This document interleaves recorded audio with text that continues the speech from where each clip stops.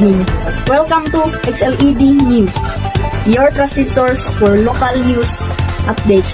I'm your anchor, Cian Luke Giray, and we're coming to you live from Tubod, Surigao del Norte. Today, March 25, 2025, the municipality of Tubod celebrated International Women's Day with a vibrant and empowering event held at the Tubod Municipal Gym.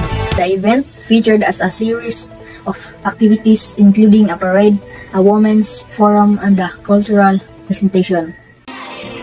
The celebration was a resounding success, with hundreds of women and men coming together to support the cause. It was a powerful reminder of the importance of promoting women's rights and empowerment in our community.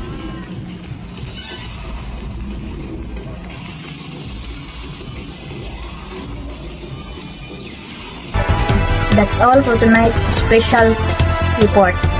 Thank you for joining us. Don't forget to tune in tomorrow for more local news and updates. Mga Tuburanon, good night.